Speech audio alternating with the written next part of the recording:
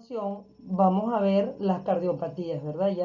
Ya vimos las enfermedades de los vasos sanguíneos como la hipertensión. Ahora vamos a ver las enfermedades del corazón. Se llama miocardiopatía porque el prefijo mio se corresponde a músculo, o sea, las enfermedades del tejido muscular, corazón. Entonces, fíjense, la miocardiopatía hipertrófica. Para entender lo que es una hipertrofia, recordemos que es una hipertrofia muscular. ¿Cuándo hay una hipertrofia? Cuando hay un engrosamiento de la fibra muscular. Y ese engrosamiento ya es irreversible, o sea, no vuelve a su forma original. Un músculo o un tejido muscular o una fibra muscular hipertrofiada, al aumentar su volumen, su masa, disminuye su elasticidad.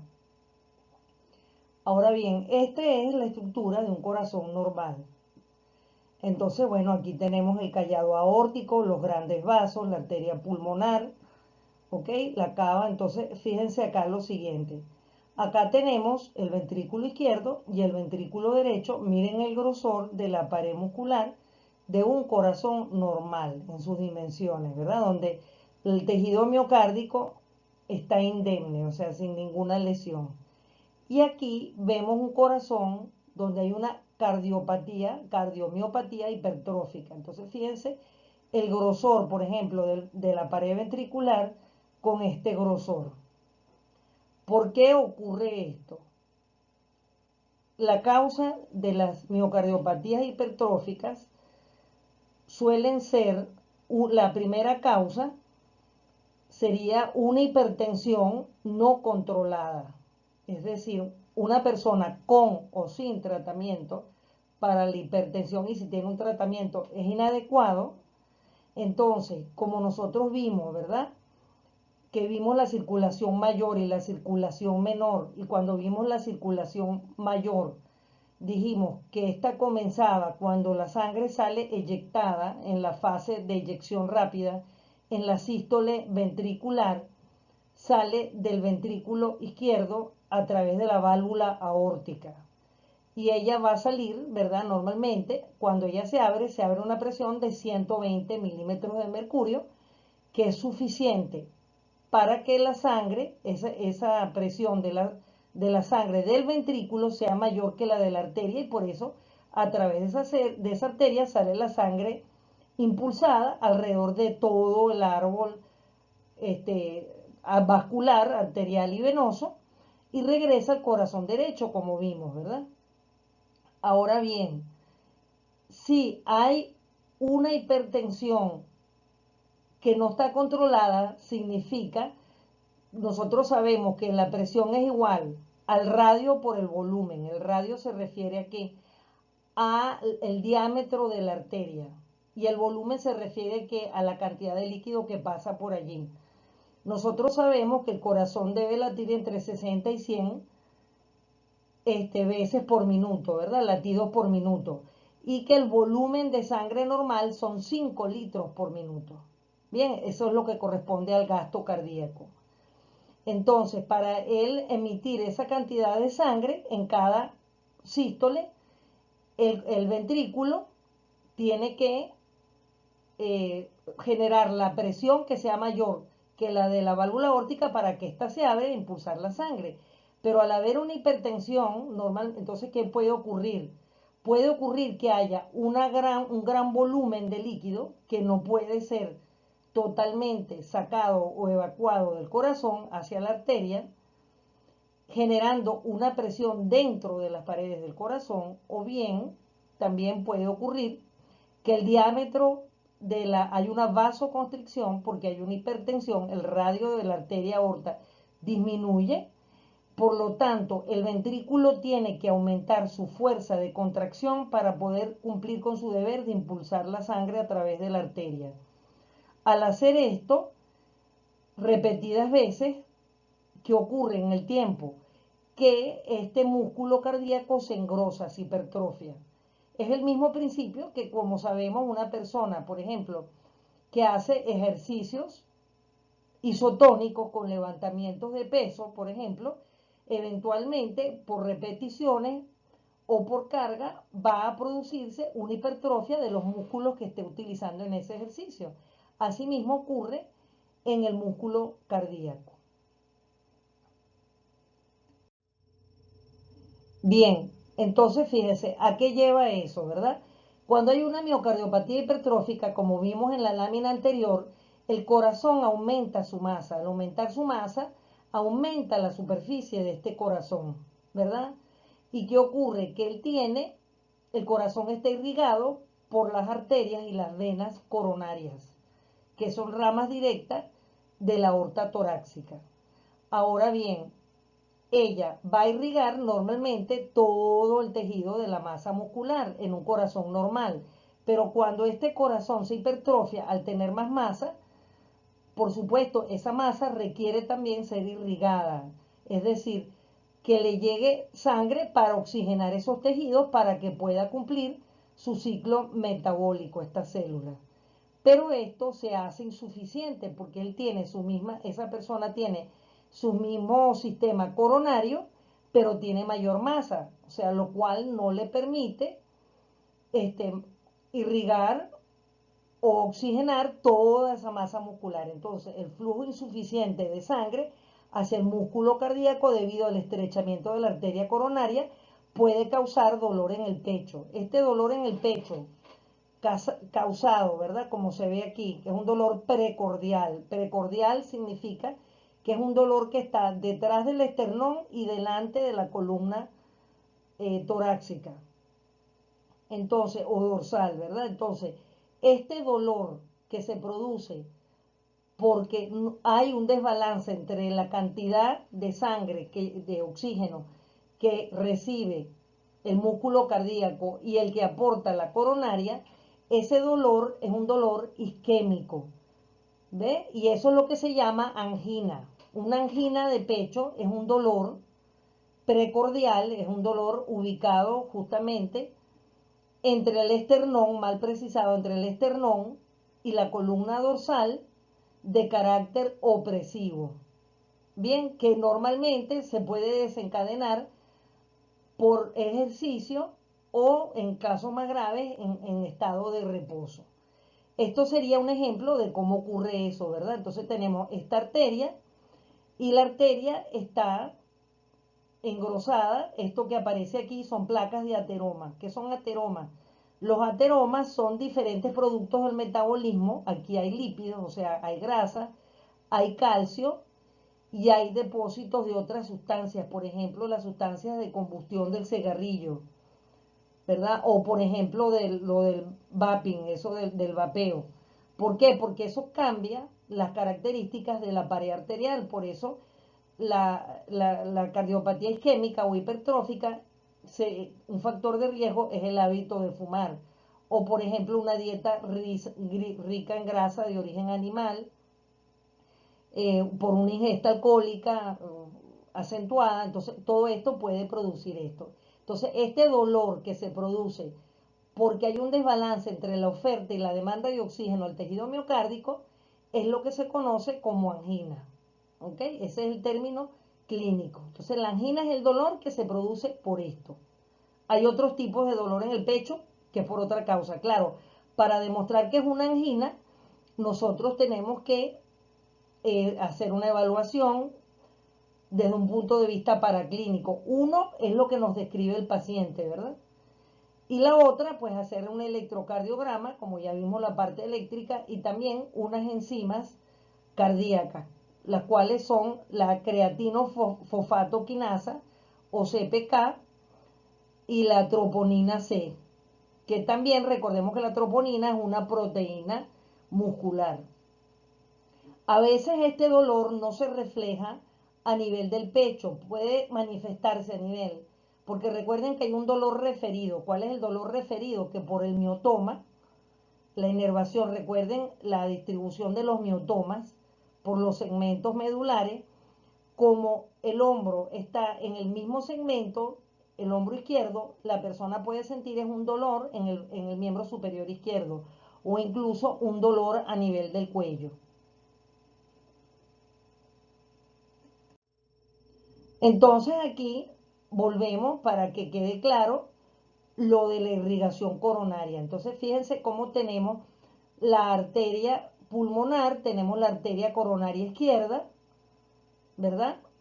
Luego tenemos la arteria coronaria derecha, tenemos la aorta, el callado aórtico, que es este que está aquí. Aquí en este callado, recuerden que están los varoreceptores, los receptores de presión y los quimiorreceptores, que son neuronas que están ubicadas acá, que ellas van a captar que los cambios de los quimiorreceptores van a captar la cantidad de pH, de dióxido de carbono y de oxígeno. Esto es importante y esto lo vamos a ver cuando veamos respiratorio. Y los varoreceptores, los receptores de presión. Cuando nosotros vimos en la clase anterior el sistema renina, angiotensina, aldosterona, el mecanismo que desencadena esa actividad justamente son los varoreceptores que están ubicados acá. Entonces, aquí se quiere simplemente mostrar, comparar una coronaria normal con una coronaria que es anormal. Fíjense que esta acá, miren cómo está esta está más tortuosa, más torcida, y hay flujo insuficiente de sangre. Por eso, un tratamiento, el tratamiento quirúrgico para las miocardiopatías, cuando corresponde, son los cateterismos o la colocación de un stent. Es decir, si hay una obstrucción de la coronaria, al hacer un cateterismo se introduce un medio óptico a través de la arteria femoral y se va por todo el árbol arterial, se acomete la luz de esta arteria y donde está la obstrucción, ella tiene un sistema de émbolo que lo retira. Y si la arteria está muy deteriorada, se retira el segmento de arteria y se pone un stent, o sea, se pone un sistema artificial que hace el papel de la arteria que está obstruida o que está destruida. Entonces, aquí tenemos lo que es arteriosclerosis que ya yo les acabo de mencionar, ¿verdad? Fíjense que aquí tenemos un flujo normal de sangre. Aquí estamos viendo otro corte, el corte transversal de la arteria y una pared normal. Entonces, fíjense, este es el diámetro o el radio a que yo me refería. Obviamente, este radio no es el mismo que el radio de una arteria arteriosclerótica, es mucho menor. Entonces, la cantidad de presión que tiene que ejercer el corazón en su sístole para pasar sangre a través de esa arteria va a ser mayor a menor radio. O sea, como este es mayor radio, la presión es menor. Aquí tiene que generar mayor presión y por eso ella tiene que contraerse con más fuerza. Yo les mencioné ya lo que era la ley de Starling. La ley de Starling, que me imagino que ustedes lo vieron cuando vieron este curso originalmente, que no fue conmigo, ustedes vieron que hay una ley que dice que la fuerza de contracción de la fibra muscular cardíaca es directamente proporcional a la longitud inicial de la fibra. Eso traduce que mientras más se elongue la fibra cardíaca, cuando ella se contraiga, lo va a hacer con más fuerza que una fibra muscular más corta. Y esa ley de Starling, cómo se cumple, es lo que lleva eventualmente, primero es un mecanismo compensatorio y luego es lo que genera la hipertrofia. Aquí es una descripción de lo que hablamos anteriormente, el caso de las anginas de pecho, ¿verdad? Que es un dolor retroesternal producido por una isquemia o desbalance de oxígeno. Entonces nosotros vamos ahora a ver luego que la diferencia entre isquemia, por ejemplo, e infarto. Entonces aquí tenemos, fíjense cómo se ve esta arteria y miren cómo se ve esta arteria, puede verse así. Ahora, en toda persona, al margen de sus hábitos de vida, después de los 35 años, hay algún grado de esclerosis de los vasos sanguíneos por una oxidación dentro del metabolismo de todos los días del cuerpo. Y este metabolismo y esta oxidación es mayor cuando la persona tiene otra patología agregada, como por ejemplo es hipertensa, es una persona diabética, es una persona obesa, una persona que sufre de un trastorno tiroideo, etcétera.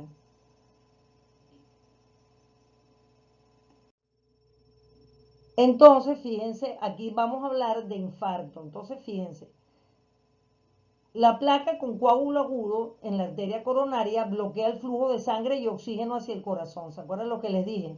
Cuando hay una obstrucción aguda y total, o sea que la sangre a través de la coronaria va pasando y ya no pasa más, esa área donde no pasa, ese tejido, no le llega oxígeno. Si él no le llega oxígeno por más de 60 segundos, es decir, más allá de 60 segundos, incluyendo el 60, ese tejido se va a necrosar, ese tejido va a morir, va a haber muerte celular, separa la mitocondria de las células cardíacas irreversiblemente y es lo que se llama infarto. Ahora bien, si hay una obstrucción transitoria y esta obstrucción impide el paso de oxígeno por menos de 60 segundos, por ejemplo, que fuesen 40 segundos, 30 segundos, 45, 50 segundos, o sea, menos de 60 segundos, esto sería una isquemia. ¿Se acuerdan cuando hablamos de la angina? Entonces, cuando hay una angina de pecho, esta está generada por una isquemia, es decir, por una obstrucción del flujo de sangre hacia el tejido miocárdico que afortunadamente duró menos de 60 segundos. Pero cuando hablamos de infarto ya es irreversible, ya hay muerte del tejido muscular cardíaco. En cambio, en la isquemia puede haber lesión, pero es reversible si este proceso no sigue o si se le hace, por ejemplo, el cateterismo como mencionamos. Entonces, fíjense, el infarto, la obstrucción brusca de una arteria coronaria impide el paso de sangre oxigenada para el músculo cardíaco, lo que ya les hablé. En el infarto, el territorio que se queda sin circulación, zona oscura, ¿verdad? Que es lo que estamos viendo aquí, un tejido necrosado, en este caso, es un ventrículo, es en la punta del corazón, se daña en los primeros momentos y puede llegar a la fase de necrosis irreversible si la obstrucción no se resuelve. Entonces, la herramienta que tenemos para detectar un infarto fuera de los síntomas y de los signos y los antecedentes personales del paciente, el cual interrogamos su hábito tabáquico, si es hipertenso, su estado emocional, etcétera, ¿verdad? Porque una persona, por ejemplo, que está nerviosa, que está deprimida, que está furiosa, tiene la adrenalina aumentadísima. Y recuerden que la adrenalina y la noradrenalina son los mediadores del sistema simpático y el sistema simpático tiene el efecto cardiovascular de aumentar la frecuencia cardíaca y producir vasoconstricción. Entonces aquí no siempre es así y el diagnóstico de infarto no es solamente a través de un electrocardiograma. Incluso lamentablemente en las fases iniciales puede haber un electrocardiograma con un trazado normal y la persona está haciendo un infarto. Por eso hay que hacer también las enzimas, o sea, de una muestra de sangre. Entonces, fíjense, aquí tenemos el complejo QRS. ¿Qué era el QRS? Y esta es la onda T. El QRS era la sístole ventricular. Bien. Luego, cuando ella aquí está la contracción, ¿verdad? Cuando ella baja, ella cae en diástole y luego va repolarizándose. Esa repolarización ventricular es la onda T. Entonces, esto es normal. Fíjense la morfología, la forma de esta onda Q, del complejo Q, R, S y T. Aquí vemos en un infarto agudo cómo hay una elevación, que es un signo, la elevación del segmento ST de la onda en el electrocardiograma. Fíjense cómo ella va, Q, ¿verdad? El complejo Q, R, S y T. Miren cómo es. Aquí tenemos la onda, el Q, R, S, T. Aquí la Q, fíjense dónde está. La S sube, la R sube, aquí está, la R está en la cúspide, y luego la S, fíjense cómo baja. Aquí baja completo, viene la repolarización.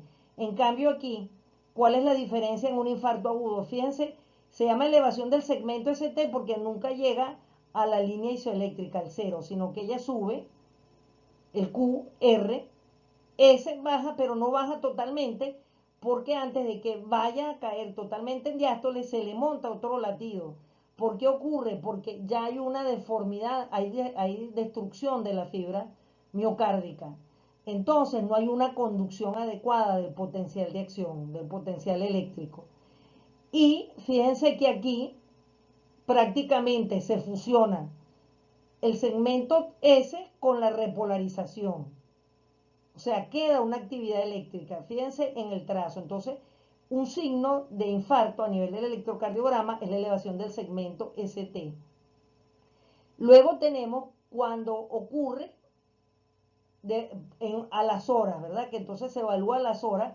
Fíjense que todavía hay una elevación del segmento ST, pero no tenemos ya, fíjense que no hay la cúspide, el R baja, es mucho menos alto, este es el R, ¿verdad? Que es la contracción ventricular. ¿Por qué baja? Porque el potencial de acción que se genera es mejor, porque hay menos fibra miocárdica, porque las fibras miocárdicas se han destruido. Entonces, ¿qué ocurre? Hay un latido que es ineficiente porque no tiene suficiente fuerza de fibras musculares para generarlo. Luego tenemos la inversión de la onda T y una Q profunda. Recuerden que esta es la Q. Miren cómo está en la línea isoeléctrica. Y aquí ella está más abajo de la línea, o sea, está más allá del cero, sino está por debajo, está en el cuadrante negativo. Y vemos inversión de la onda T. La onda T, ¿cuál es la onda T? Aquí la tenemos invertida. Esto es un signo de infarto. A los días ya vamos viendo cómo ella va cambiando. Ahora, ¿qué ocurre? ¿Cómo sabemos? Esto nos permite saber que hay un infarto en curso.